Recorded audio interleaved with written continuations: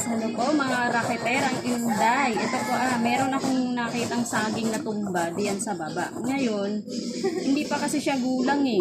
Kaya hindi pa siya pwede pahinugin. Sayang naman kasi ngayon, mayroon ako kasing napanood sa Facebook na ang saging ay pwede palang gawing suman.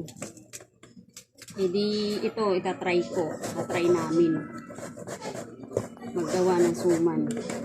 Panibago to sa panlasa yung saging na ginagawang suman. Ito po. Ito. Yan po.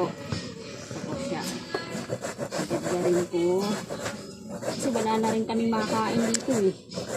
Kaya baka naman pwede dyan sa mga nakakaluwag. Bigyan nyo kami ng makakain dito. Katulad dito, hilaw pa nga. Kinakain na yung saging. Tignan mo, panay ang nguya, oh. Kain ng kain yan. Ako na. Stop mo na. So, ihahanda ko na yung dahon na saging para gamitin sa pagbabalot ng suman na saging din. Diba? Ang susumanin ay saging, tapos babalutin siya sa dahon ng saging. Okay, stop na. Pupunasan ko na rin lang po ang dahon ng saging para ma-sure natin na malinis po ang gagamitin natin na pambalot sa suman na saging. At ito na nga po ngayon, babalutin na natin ang saging. Suman na saging. Yan. Babalutin na natin siya ngayon. Yan.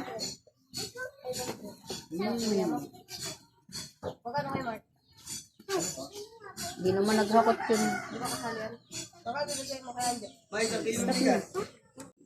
Iluluto ko na po siya ngayon, yung suman na saging. Siguro mga kalahating oras ko siya lulutuin dyan. At luto na nga po ang ating suman na saging. Yan na po siya. Yan na po yung pinalabasan niya. Tignan natin kung ang lasa.